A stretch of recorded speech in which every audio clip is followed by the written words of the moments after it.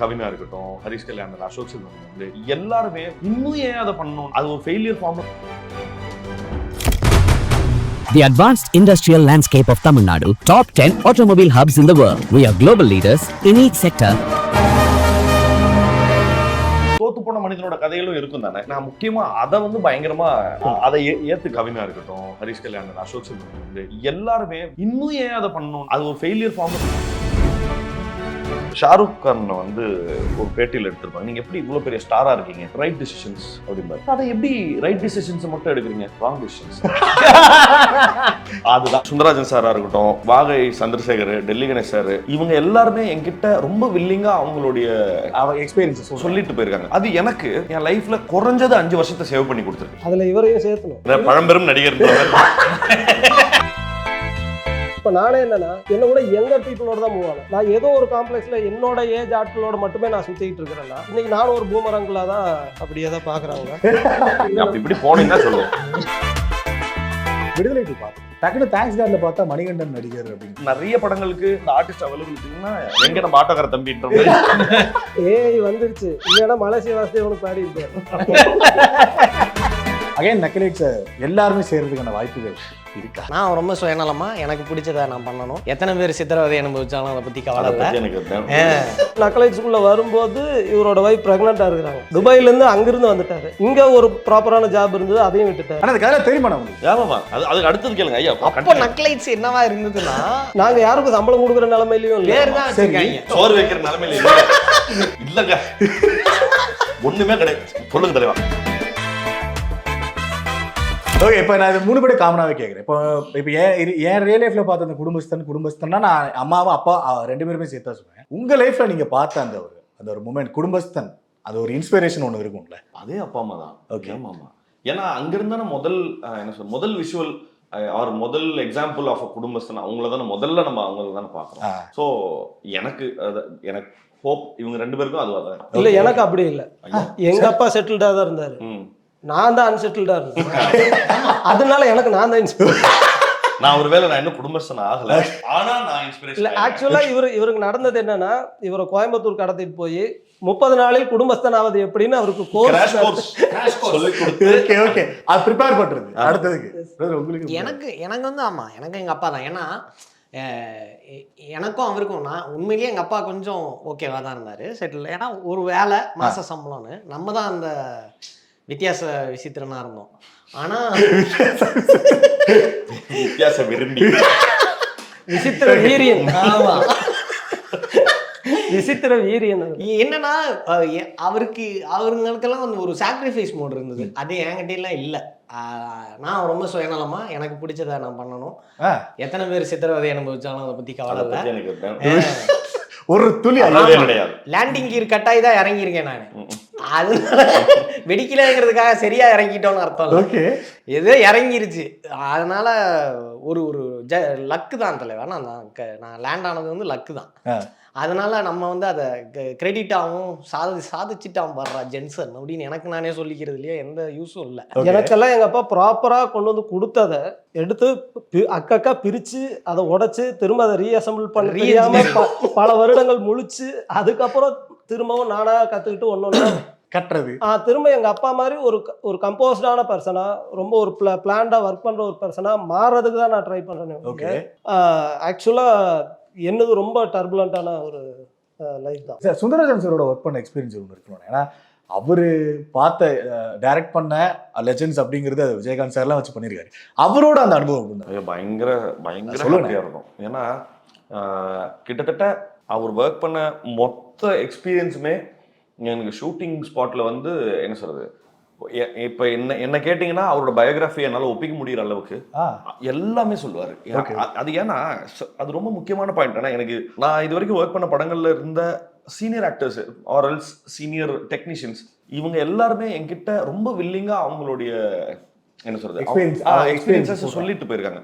அது எனக்கு என் லைஃப்ல குறைஞ்சது 5 வருஷத்தை சேவ் பண்ணி கொடுத்துருக்கு. ஓகே இல்லைன்னா என்ன மாதிரி இல்லைன்னா இப்போ அவங்க பண்ண மிஸ்டேக்ஸை அது தெரியாமலேயே நான் அந்த மிஸ்டேக்ஸை பண்ணி இன்னொரு அடுத்து ரெக்கவர் ஆகுதுக்கு இன்னும் 5 வருஷம் ஆயிடும். ஓகே நான் இப்போ அதை வந்து ரீகெயின் பண்றதுக்கு இன்னும் பெட்டரா ஒர்க் பண்றதுக்கு, ஏன்னா இதை நான் ஃபிலிம் ஸ்கூல்ஸ்ல போய் கத்துக்க முடியாது, அவங்க சொல்லியும் அது கரிக்குலம்லேயே வராது.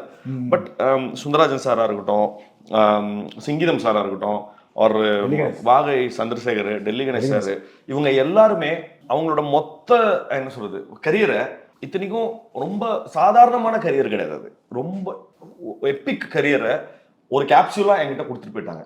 இந்த வச்சுக்க இது, ஏன்னா ரொம்ப முக்கியமான எக்ஸ்பீரியன்சஸ் இது எல்லாம். அதை வந்து நீங்க எவ்வளவு அளவுக்கு வில்லிங்கா இருக்கீங்க அதை லிசன் பண்றதுக்குன்றதுல மட்டும்தான். அதுல இவரையும் சேர்த்தணும்.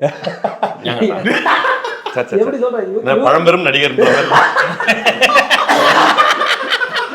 அந்த அர்த்தத்துல இவரு ஆனா ரொம்ப சின்ன வயசுலயே உள்ள வந்துட்டாரு. இவர் ஒரு 10-15 வருஷம் கையில வச்சிருக்காரு. நீங்க இவர் கூட பேசுனீங்கன்னா தெரியும். தலைவா இவரு ஒரு 15 வருஷம் வாழாம ஆனா வாழ்ந்ததுக்கான experience just by in conversation இருக்குல்ல, அதுல இப்படி கடத்துறதுங்கிறது சாதாரண விஷயம் இல்லை. அது யாரும் அப்படி லேஸ்ல செய்ய மாட்டாங்க, யாரும் அவ்வளோ லேஸ்ல அந்த அனுபவங்களை சொல்லிட மாட்டாங்க. ஆனா தே ஆர் சோ ஜெனரஸ், அதை சொல்லுவாங்க. நம்ம படத்துல ஒரு கல்யாணம் நடக்கிற காட்சி, அதுக்காக செட்டெல்லாம் பண்ணி டெக்கரேட் பண்ணி ஒரு லான் இருந்த கிராஸ், அங்க கிட்டத்தட்ட கல்யாணத்துக்கு வந்தவங்க மாதிரி தான் உட்காந்து பேசிட்டு இருந்தோம்.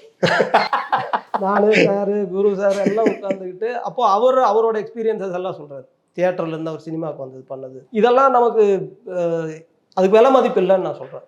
அது நீங்க வேற எப்படியும் அது ஏதோ பொழுது போகாம பண்ற அரட்டை இல்ல. ஓகே அது வந்து அர்த்தம் உள்ளது. ஆமாமா இல்ல, அதான் சார் சொன்ன மாதிரி தான், ரொம்ப பிரைஸ்லெஸ் அதெல்லாம். நீங்க வந்து என் வாழ்க்கைய வந்து இப்ப நான் அப்படியான ஒரு டெசிஷன் எடுக்க போறேன்னா எனக்கு ஆல்ரெடி ஒரு ட்ரிகர் அலாரம் அடிச்சிடும். இந்த மாதிரி ஒருத்தர் எடுத்து அவர் வாழ்க்கை இப்படி ஆயிருக்குன்னு உனக்கு தெரியாதா, சொல்லியிருக்காங்களே அப்படின்னு என்னை சேவ் பண்ணிருக்கு. ஓகே டூஸ் மட்டும் இல்ல, என்னென்னலாம் தவறா புரிஞ்சுக்கிட்டு தவறா செஞ்சு மாட்டி இருக்கிறோங்கிறதையும் சேர்த்தே அவங்க சொல்லுவாங்க. அதுதான் இன்னும் கூடுதல் மதிப்புள்ள தகவல்கள். இந்த வழியில போகாதரான்னு சொல்லாம சொல்றது அது. அதெல்லாம் அவ்வளவு சாதாரணமா கிடைக்கும். பாலாஜி சாரும் சொல்றேன், பாலாஜி சக்திவேல் சாரும் அவரு லைஃப்ல எடுத்த தவறு, அதாவது ஷாருக் கான் வந்து ஒரு பேட்டியில எடுத்திருப்பாங்க, நீங்க எப்படி இவ்வளவு பெரிய ஸ்டாரா இருக்கீங்க அப்படிங்க. அவர் வந்து ரைட் டிசிஷன்ஸ் அப்படிம்பாரு. அதை எப்படி ரைட் டிசிஷன்ஸ் மட்டும் எடுக்கிறீங்க, ராங் டிசிஷன்ஸ் அப்படிம்பாரு. அதுதான் சொல்றேன். இப்ப அந்த ராங் டிசிஷன்ஸ் எல்லாம் எடுத்துட்டு ரைட் டிசிஷன் எடுக்கிற வரைக்கும் நம்ம சஸ்டெயின் ஆயிருக்கிறோமா, ஆனோம்னா அந்த லிவரேஜ் இருக்கு.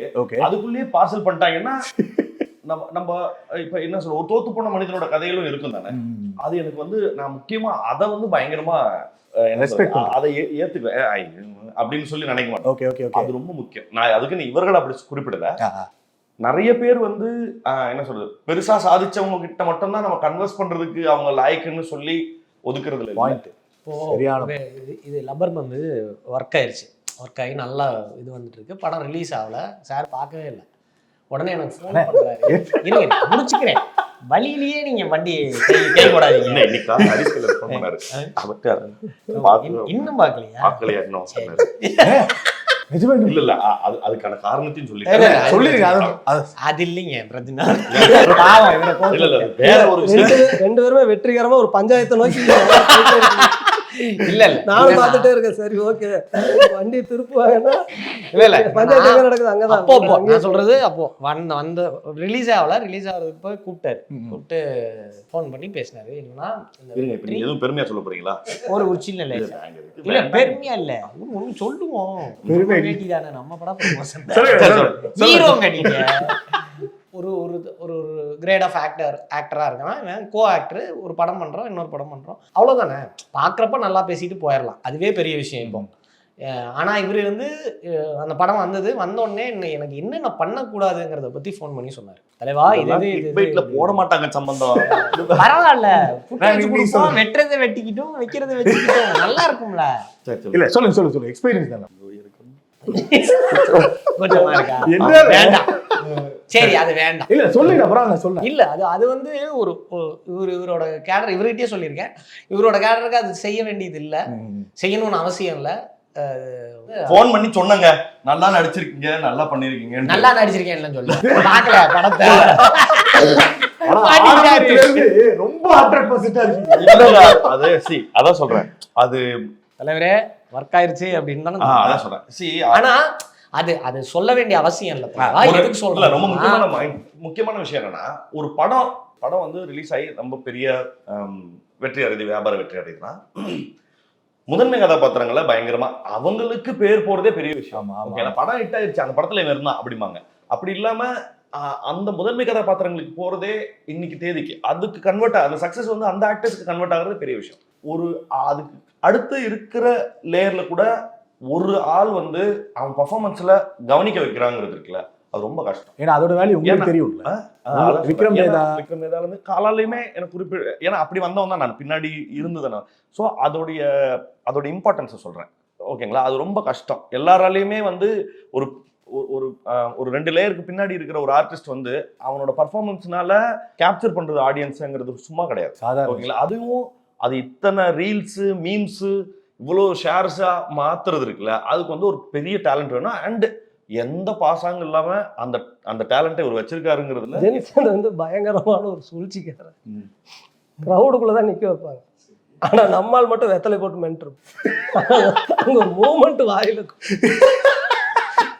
இல்ல அது ரொம்ப ஒரு 10-15 பேரு அங்க தனக்கு ஒரு வேலை இல்ல, க்ரௌட்ல தானே நிக்கிறோம்னு சொல்லிட்டு அப்படி ஜடமா இருப்பாங்க. ஒரு ஆள் மட்டும் வெத்தலை போட்டு மென்ட்டு ரியாக்ட் பண்ணுவோம். அந்த மூமெண்ட் கொடுத்து அங்க பேசிட்டு இருக்கிறதுக்கு எல்லாமே இங்க ஒரு ரியாக்ஷன் இருக்கும். So that's how he attracts the eyeballs. இப்போ வந்து கோலிவுட்ல ப்ராமிசிங் அடுத்த ஆக்டர்ஸ் நேம்ல வந்து மணிகண்டன், கவின் அப்படின்னு சொல்லிட்டு ஹரிஷ் கல்யாண் சொல்லிட்டு ஒரு பேர் ஒன்று இருக்கு இல்லையா? அது ப்ரெஷரா இருக்கா இல்ல என்ஜாயபிளா? அவர் சொன்ன ப்ராசஸ் மாதிரி தான் என்ஜாயபிள் ப்ராசஸா இருக்கா இல்ல எப்படி இருக்கு அந்த ப்ராசஸ்? டு பி ஐடென்டிஃபைடு, எல்லாருக்கும் ரெகக்னைஸ்ட் கொடுத்து ரெகக்னைஸ்ட், அதுக்காக வேலை செய்யணும். ரெகக்னிஷனுக்காக வேலை செய்யல, பட் என்னுடைய எக்ஸ்பிரஷன் தான், ஆர்டிஸ்டிக் எக்ஸ்பிரஷனா என்ன ரெகக்னைஸ் பண்ணாங்கன்னா ஓகே தான். என்னுடைய ஆசையாவே என்ன இருந்ததுன்னா, ஒரு இண்டஸ்ட்ரி, அந்த இண்டஸ்ட்ரியில அதோட ஹெல்த், அந்த இண்டஸ்ட்ரியோட ஹெல்த் என்னன்னா, அதுல 20 ஆக்டர்ஸ் பிரம்மாண்டமான இந்த சென்ஸ் கதைகள், அவங்களுடைய எக்ஸ்ட்ராடினரியான டேலண்ட்ஸ் இருக்கு அந்த இண்டஸ்ட்ரியில. 25-30 ஆக்டர்ஸ் இருக்காங்க. இப்படியான கதாநாயக லட்சணங்கள் எதுவும் ஒரு வரையறை இல்லாம நீங்க என்ன கதை வேணா எடுக்கலாம், வயது வரம்பு கிடையாது. அப்படியான இப்ப மலையாளம்ல இந்திரன்ஸ் வந்து ஒரு படம் ஹீரோவா நடிச்சு பெரிய 100 நாள் ஓடுது. உடல் இருந்துச்சு இல்லையா? ஆர்எல்ஸ் அந்த இவன் கும்பலைங்களை கடைசி பையன் ஒர்க் பண்ண, அவன் பேர் என்ன? மேத்யூஸ். அவரு ஹீரோவா நடிச்சு ஒரு படம் ஓடுது. தப்பா எடுத்துக்க வேண்டாம், நான் வேற ஒரு இண்டஸ்ட்ரி கம்பேர் பண்ணி சொல்றேன். நம்மளுமே நிறைய எக்ஸ்ட்ராடினரி டேலண்ட்ஸ், இப்ப நீங்க சொன்ன மாதிரி கவினா இருக்கட்டும், ஹரிஷ் கல்யாண், அசோக் செல்வன் வந்து எல்லாருமே பயங்கர பெரிய டேலண்ட்ஸ். ஓகேங்களா, ரொம்ப எக்ஸ்ட்ராடினரியான வேலை பார்த்துட்டு இருக்காங்க. அது கூடவே அதான் சொல்றேன், அத ஒரு இவங்க வெர்சஸ் இவங்க அப்படிங்கிற போக்கு நம்மளுக்கு பல வருஷமா பண்ணி அது ஒரு ஃபெயிலியர் ஃபார்ம்ல, மேபி அது வியாபாரத்துக்கு சக்சஸ்ஃபுல்லா நிறைய இருந்திருக்கலாம். இன்னும் ஏன் அதை பண்ணணும்ன்றதுதான், இன்னும் விஸ்திரமா செய்ய வேண்டிய, பார்க்க வேண்டிய லென்ஸ் வந்துருச்சு இன்னைக்கு. அந்த மாடல் எனக்கு தெரிஞ்சு அதுக்கான என்ன சொல்றது, அதுக்கப்புறமா அப்டேட் ஆக வேண்டிய நிலைமை இருக்கு. ஸோ இப்போ எனக்கு வந்து இது அடிஷனலா தான் சொல்றேன். எனக்கு வந்து அது என்ன சொல்றது, பெருசா என்ன ப்ரெஷரைஸ்லாம் பண்ணல. ஐயோ இப்போ உங்களை முக்கியமா நினைக்கிறாங்க அப்படிங்கிற பொறுப்புணர்வு கொடுத்துருக்கு. இந்த மாதிரி வந்து ரொம்ப தான்கொன்றே இருக்க முடியாது, பொறுப்புணர்வு கொடுத்துருக்கு. ஆனா அது பெரிய பிரச்சனை. நான் வேற காம்பினேஷன்ஸ் ட்ரை பண்றது இருக்குல்ல, இப்போ சிலது ஒரு முறை ஒர்க் ஆயிடும், எல்லாருமே அதே பண்றது. அப்படி இல்லாம அது பண்ணிட்டாங்க, அதை நம்ம இனி பண்ண வேணாம்னு யோசிக்கணும். வேற என்ன பண்ணலான்னு இப்படி யோசிக்க ஆரம்பிச்சோம்னா வில் கெட் வெரைட்டிஸ். இப்போ நானே என்னன்னா, என்னை விட யங்கர் பீப்புளோட தான் மூவ் ஆனேன். அவங்களோட எனர்ஜி, அவங்க என்ன இப்போ யோசிச்சுட்டு இருக்காங்க, இது எல்லாமே நமக்கு தெரிய வரும். நான் ஏதோ ஒரு காம்ப்ளெக்ஸ்ல என்னோட ஏஜ் ஆட்களோட மட்டுமே நான் சுத்திக்கிட்டு இருக்கிறேன்னா, இப்போ இன்னைக்கு நானும் ஒரு பூமரங்களா தான் அப்படியே தான் பாக்குறாங்க. சொல்ல முடியும், பார்க்க வழி இல்லை. ஸோ ஏன்னா அவங்களோட நம்ம இருக்கும்போது we get energy. ஸோ அந்த விஷயங்கள் இருக்குல்ல, இதே நான் சொல்றது காம்பினேஷன். இப்போ நீங்க சொன்ன அதே எக்ஸாம்பிள் தானே. இப்போ நான் விடுதலை 2 பார்த்துட்டு இருந்தேன். விடுதலை 2 போகும்போது அது ஒரு எக்ஸ்பெக்டேஷன் இருந்தது. டக்குனு தேங்க்ஸ் கார்டில் பார்த்தா மணிகண்டன் நடிகர் அப்படிங்கிறது இருந்துச்சு. ஏன்னா நீங்க இன்புட்ஸ் எல்லாரையும் கொடுத்துட்டு இருக்கீங்க, என்னென்ன ப்ராஜெக்ட்ஸ்லாம் இருக்கோ அந்த இன்புட்ஸும் கொடுத்துட்டு இருக்கீங்க. விடுதலை 2ல என்ன டப் பண்ண கடைசி கொஞ்சம் வாய்ஸ்ல அவர் ஆர்டிஸ்ட் அவைலபிலிட்டி இல்லை. சேதுனாக்கும் நம்ம கிஷோர் சாருக்கும் கொஞ்சம் மிஸ்ஸிங் டயலாக்ஸா இருந்தது. அலைன்மெண்ட்ல இருந்த போது இந்த டயலாக்ஸ் இருந்தா அப்படின்னு சொல்லி வெற்றி சார் கேட்டாங்க. ஓகே சார் நான் வரேன் சார், கண்டிப்பா பண்ணி தரேன்னு சொல்லிட்டு அந்த மாதிரி அதான் இப்ப அவர் வந்து கொஞ்சம் என்ன சொல்றது கொஞ்சம் அதே தப்பு பண்ணுன்னு சொல்றீங்க. தப்பு பண்ணிட்டேன். Okay. இல்ல அது வந்து என்னன்னா தப்பு பண்ணிட்டேன்னு நான் சொன்னேன். இல்ல இல்ல அதுக்கு credits எனக்கு அப்படி கேட்டுச்சு ஒண்ணு. நீங்க வேற. சார், எனக்கு அப்படி கேட்டுச்சு. இல்ல சொல்லல இல்ல அப்படி சொல்லல. அதான் சொல்றேன். இப்ப சார் மாதிரி நிறைய வெங்கட் பிரபு சாரோ அவர் நான் கோட்ல பேசினதுக்கோ இல்ல ஞானவேல் சார் வந்து நான் அமிதாபுக்கு வேட்டையன்ல பேசினேன், அதுக்கெல்லாம் கிரெடிட்ஸ்ல அட்ரஸ் பண்றாங்க. பட் ஆனா அன்கிரெடிட்டடா அது நிறைய படங்களுக்கு வாய்ஸ் மிஸ் ஆயிடுச்சு இல்ல மிக்சிங்ல ஏதாவது ப்ராப்ளம் இருக்கு அப்படின்னா அந்த ஆர்டிஸ்ட் அவைலபிலிட்டி இல்லைன்னா ஓகே ஸ்டில் இப்பயும் மாட்டக்கார தம்பி ஏஐ வந்துருச்சு. இல்லைன்னா மலேசியா வாசுதேவனுக்கு பாடி இருப்பாரு. அதுலயும் போட்டுருப்பாரு. இவர் ஒரு இந்த படத்துல என்ன பண்ணிருக்காரு, மலேசியா சவுண்ட் பாடி இன்ஜினியர் இருப்பாரு பிரசாத்ல, அதுதான் சொல்றாரு மேனும் ஏஐயும் சேர்ந்தா மணி அப்படின்றாரு. அப்படி சமையா இருக்குல்ல. அவர்கிட்ட நல்லா இருக்கு. ஓகே அண்ட் அதெல்லாம் கேட்டுட்டேன் டக்குன்னு வந்துச்சு அப்படிங்கிற ஒரு இதா இருந்துச்சு. எனக்கு அது கேட்டுச்சு அப்படி தப்பு இல்ல நான் கிளாஸ். ஓகே அண்ட் ஃபைனலாக வந்து கேட்டேன் சார் வந்து நான் ஆல்ரெடி லாஸ்ட் டைம் திவார் ப்ரோ வந்தப்பையும் வந்து கேட்டாங்க. எனக்கு அது பர்சனல் இஷ்யூ ஆசை வந்து ஏன்னா நக்லைட்ஸ் அப்படிங்கிறது எல்லாருமே சேர்ந்ததான். எனக்கு டப்புன்னு பார்த்தா அருணா இருக்கட்டும் சசியா இருக்கட்டும் அவங்க வேற ஒன்று பண்றாங்க, அவங்களோட பார்த்து ஒன்று இருக்கு. அகைன் நக்லைட்ஸை எல்லாருமே சேர்றதுக்கான வாய்ப்புகள் இருக்கா? இல்லைன்னு நினைக்கிறேன்.